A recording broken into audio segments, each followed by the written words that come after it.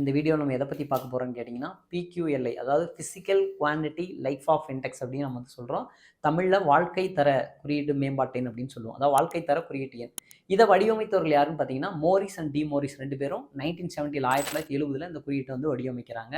So இந்த PQLI நம்ம வந்து கால்குலேட் பண்ணோம் அப்படின்னா இதுக்குமே 3 டைமென்ஷன் வந்து இருக்குது, சரிங்களா? ஸோ ஒன்று வந்து பார்த்தீங்கன்னா ஐஎம்ஆர், அதுக்கப்புறம் life expectancy, and third one வந்து பார்த்தீங்கன்னா நமக்கு வந்து எஜுகேஷன். இப்போ நமக்கு வந்து பார்த்தீங்க அப்படின்னா இந்த ஹெச்டிஐக்கும் வந்து 3 இண்டெக்ஸ் நம்ம வந்து வச்சிருப்போம், சரிங்களா? அதாவது வந்து பார்த்தீங்கன்னா ஹெல்த் இருக்கும், எஜுகேஷன் இருக்கும், அங்கே இன்கம் அப்படின்ற நம்ம ஆட் பண்ணியிருப்போம். இங்கே இன்கம் வந்து நம்ம ஆட் பண்ண மாட்டோம். ஸோ அதுக்கு பதிலாக தான் ஐஎம்ஆர். ஐஎம்ஆர்னா என்னன்னு கேட்டிங்க அப்படின்னா இன்ஃபன்ட் மார்ச்சுரிட்டி ரேட் அப்படின்னு சொல்லுவாங்க. அதாவது தமிழில் குழந்தைகளுடைய இறப்பு விகிதம்னு சொல்லுவாங்க. அதாவது வந்து பார்த்தீங்க அப்படின்னா 1000 குழந்தைகளுக்கு எத்தனை குழந்தைகள் இறந்து பிறக்கிறதோ அதுவே நமக்கு வந்து பார்த்தீங்கன்னா குழந்தைகள் இறப்பு விகிதம்னு சொல்லுவாங்க. இன்னைக்கு நமக்கு வந்து தமிழ்நாடு வந்து பார்த்தீங்கன்னா இதில் கிட்டத்தட்ட வந்து பார்த்தீங்க அப்படின்னா 13 இருக்கும், 10 கீழே கொண்டு வரணும் அப்படின்றதுக்காக தான் சிங்கப்பூர் நாட்டோடு வந்து பார்த்தீங்கன்னா ஒப்பந்தம் வந்து பண்ணியிருக்கோம், சரிங்களா? ஸோ அதே போல் எம்எம்ஆர் அப்படின்னு இருக்கும், அது லட்சத்துக்கு வந்து கால்குலேட் பண்ணுவாங்க, சரிங்களா?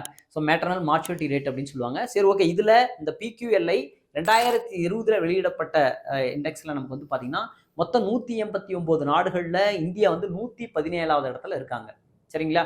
நன்றி, வணக்கம்.